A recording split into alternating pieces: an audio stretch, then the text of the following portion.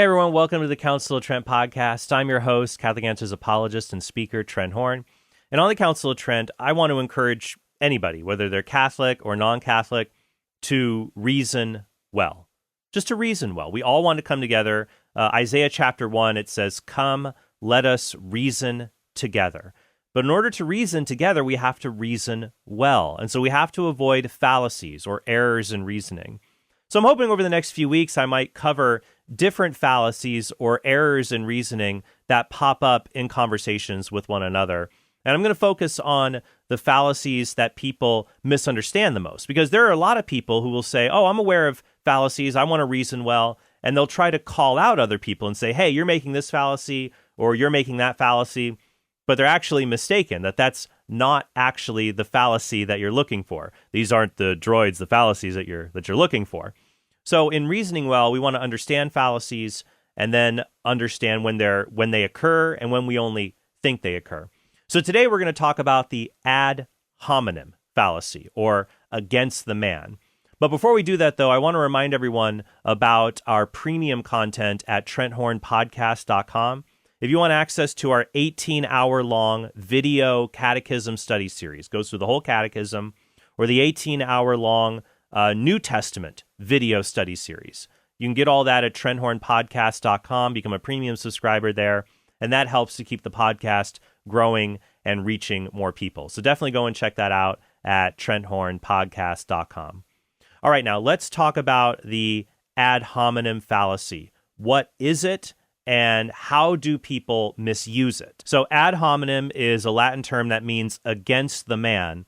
And the fallacy occurs when someone says, Smith. In philosophy, it's always Smith or Jones is the person.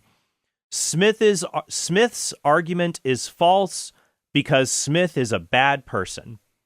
So when I put it that way, it's pretty easy to see the flaw in the argument. You can be a bad person and still have a true argument.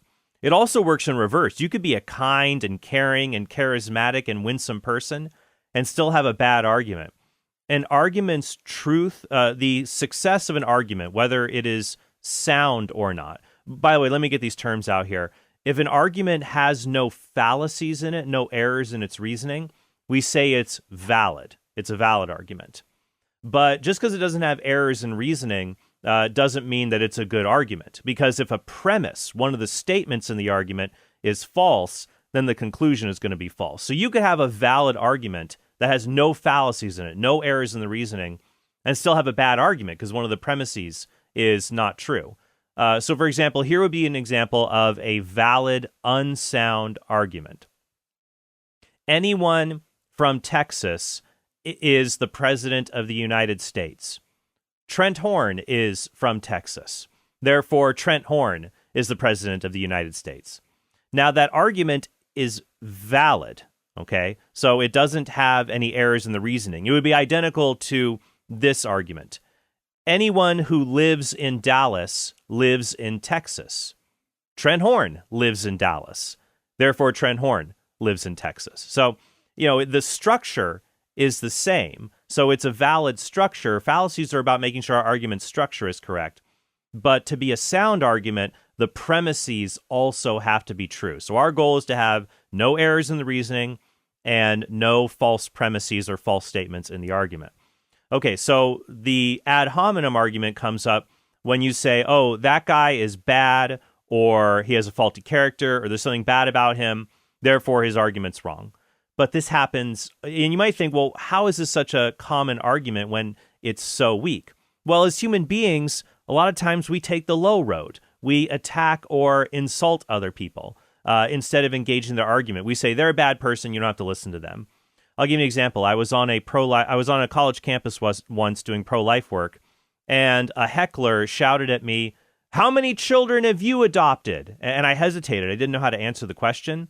And he said, "I thought so." And so here, he's making kind of a veiled ad hominem argument.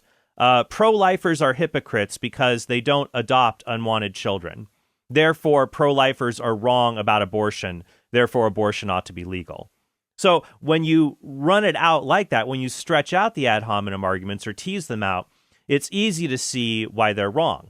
So when you're the victim of an ad hominem argument, your goal is to get away from the hominem part, from you, and back to the argument. One of the ways you can do that is by just saying, okay, let's say that you're right, even if they're wrong about the personal attack on you. Let's say that you're right. What does that have to do with my argument? So a friend of mine, David, he actually got this as well on campuses. People would say to him, how many children have you adopted? And he's actually adopted 4 children. But he would say to them, you know what, let's imagine you're right, that I've never adopted children. Let's say I really, really dislike children. I'm mean to them. How would that in any way refute my argument that abortion is wrong because it kills an innocent human being? How does me being a bad person suddenly make abortion a good thing? And so this is successful because it gets you off of yourself, the hominem part, and off of trying to defend yourself or your character and back to the argument that you want to talk about. So now you see what the fallacy is and how to respond to it, but it's important to know when it's misused. For example, if I say, Smith is a jerk, that's not an ad hominem argument. Some people will say that if you criticize them in any way, by saying that they are obnoxious, they're rude, they're inconsiderate, that to point out any character flaw in someone, the person will say, you're making an ad hominem argument. That's the ad hominem fallacy. No, it's not. Now, I could be incorrect. What I'm doing is I'm making a character assessment of the other person, or a criticism. My criticism might be true, or it might be false, but it's only an ad hominem argument if I say, Smith is a jerk, obnoxious, inconsiderate, therefore Smith is wrong about position X. If I do that, that's ad hominem. If I just say, Smith is a jerk, or Smith is mean, or Smith is being ridiculous, that's not ad hominem. It is a critique or a character assessment that might be true or false. Another example of the misused ad hominem is to say, Smith is untrustworthy, therefore you shouldn't believe what he says. So that's subtle, but it's different than the ad hominem. So ad hominem, it says, Smith is a bad person, therefore his argument is bad. Arguments stand or fall apart from the person who's making them, because Jones could come along and make Smith's exact same argument and borrow the premises and reach the same conclusion. So the argument has no dependence on your character. But an argument is different than testimony. Testimony is when you say, here is what I saw, here is what I did, here is what I know. And so for testimony, you are relying on the other person to communicate something to you that you don't know. So this is different than the premises in an argument. So the premises are something we can check independently, we can agree or disagree about. But when you have testimony, someone who says, here's what I saw, here's what I know, you can say, Smith's testimony about X is unreliable because Smith is a known liar. Smith is inconsistent. Smith is hypocritical. Whatever it may be, you can say, look, there are reasons to not trust Smith. Therefore, these are the same reasons to not trust Smith's testimony. Okay?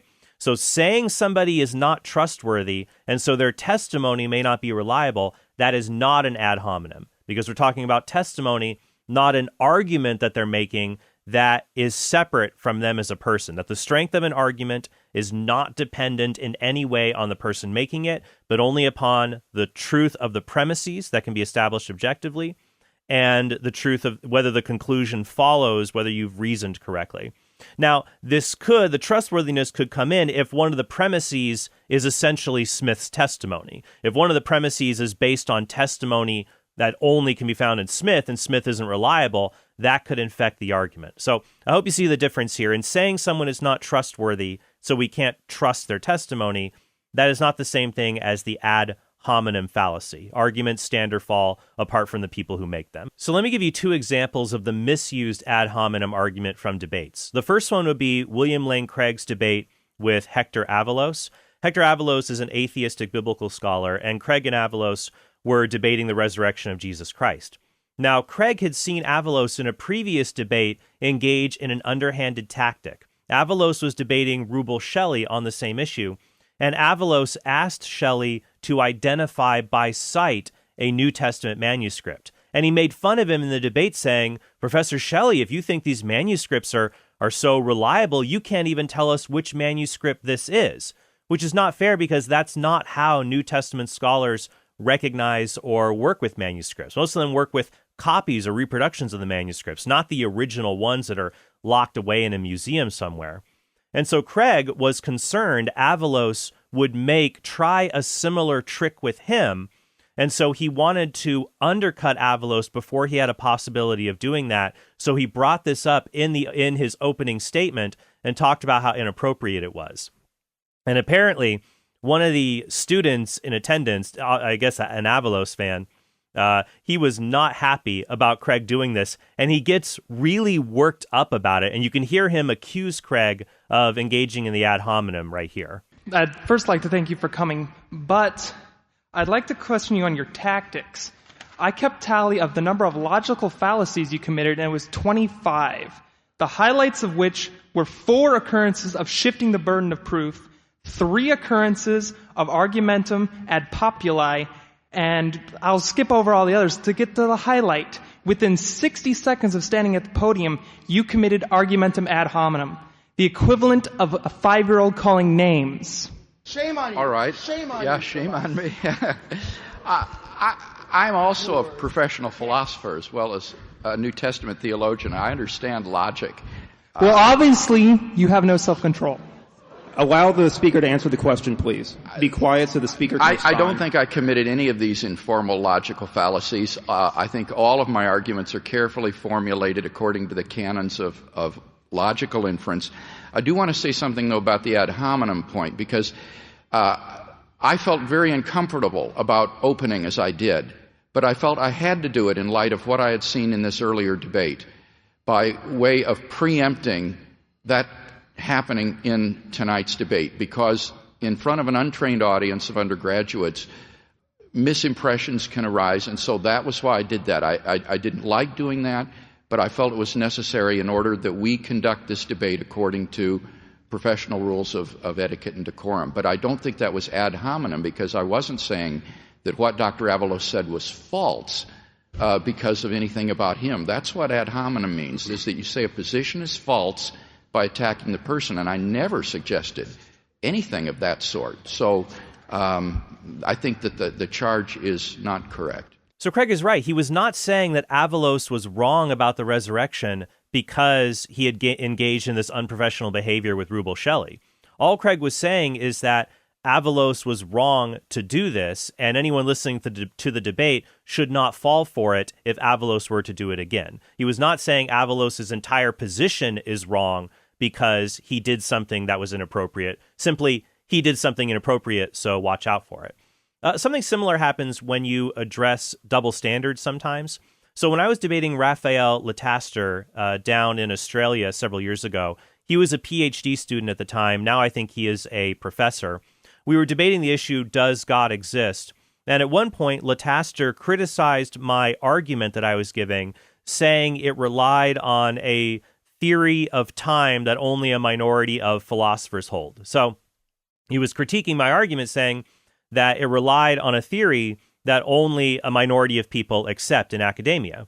And so when time came up for my rebuttal, I pointed out that Lataster is a mythicist. He does not believe that Jesus even existed, which is a radical fringe theory that I'm not aware of anyone with a PhD in the relevant fields teaching at a major university who holds the view that Jesus did not exist. Or if there are, there might be like 1 or 2 of them. There were way more experts who held to my theory of time than held to Lataster's mythicism about Jesus. So when I got up for my second rebuttal, I simply said, Lataster has criticized me for using a theory of time. His only argument is, well, it's only embraced by a minority of scholars. But that shouldn't be a good argument, because Lataster himself embraces a theory that a tiny minority of people hold, which is that Jesus never existed. I also find it rich that someone says my argument relies on a fringe theory from someone who wrote a book that Jesus didn't exist, which among historians is the fringe of the fringe of the fringe. So I think that's very humorous. So when it was time for Lataster to get up again for his response, he accused me of making an ad hominem. I do want to say I think it's an ad hominem argument to mention my work on Jesus. That's been peer-reviewed. I've been published in Cambridge on that. The university has supported me on that. I'm technically a Jesus agnostic as well. I'm not a fringe mythicist. But that's irrelevant. We didn't discuss Jesus here tonight, so I think that was very poor form to bring that up. So, of course, when I got up for my rebuttal, I pointed out that, no, I did not make an ad hominem. I was just pointing out an inconsistency here, that if you're trying to make an argument against me based on something that I believe is only held by a minority of scholars, then that argument is going to undermine Lataster's position on something like the existence of Jesus. So I'm pointing out his inconsistency. I was not saying Lataster is a mythicist, therefore he is wrong about the existence of God. That would be an ad hominem argument. Rather, I was pointing out an inconsistency, as you'll see here. I'm also going to say that when I brought up your work with Jesus, I wasn't making an ad hominem attack. I wasn't saying there's something bad about my opponent and that he's wrong. I was just noticing it's funny that his only argument against my first cause argument was that it relies on a theory of time that a minority of philosophers accept, even though the majority of philosophers haven't weighed in on theories of time.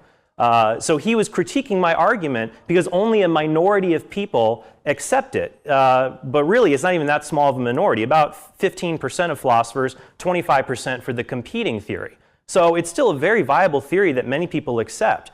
So I think it's funny, he was that's his only argument against my first cause, is that a minority of scholars accept it. And yet he's written an entire book and defended a position that's extremely fringe and extremely minority. I'm not denigrating his work. I'm just saying that, just as Raphael would say, we can't discover truth by counting heads with Jesus. We can't do it by counting heads with God. We have to examine the evidence. And the evidence tonight, I think, shows that God does exist.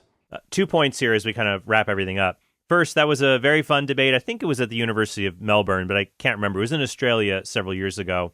And I think actually some of my points that I made showed up later in Raphael's completed dissertation. That's now his PhD, and now he teaches down there. So maybe we'll have another debate in the future. I will say, though, I could have been clearer about his position. I might have misunderstood it. But my argument still holds that even if he does not outright deny that Jesus exists, the Jesus agnostic position, the idea that, well, it's reasonable to believe that Jesus didn't exist or the evidence for and against his existence is equal, that itself is a fringe theory among historians and New Testament scholars. Bart Ehrman, in his book, Did Jesus Exist? Ehrman, of course, is an agnostic scholar of the New Testament, says that virtually every expert on the planet holds that Jesus existed. But I could have been more precise, but the argument still holds. And number two, I was really tired before that debate. My host, I think the day before, I was doing a speaking tour in Australia. And so I was traveling all over Eastern Australia. And on my day off, they took me on like a 10-mile long nature hike. Although I got to see wild kangaroos, and that was a lot of fun. But I remember being super tired. But that debate, I still enjoyed that debate, and I thought it went very well. If you want to watch it, I'll leave a link to it in the description below. But I hope this is helpful for you so you can identify an ad hominem argument, know how to handle it when it's thrown against you, and how not to misuse it when you're engaging other people. So hey, thank you guys so much, and I hope you have a very blessed day. Hey, thanks for watching this video. If you want to help us produce more great content like this, be sure to click subscribe and go to TrentHornPodcast.com to become a premium subscriber. You'll help us create more videos like this and get access to bonus content and sneak peeks of our upcoming projects.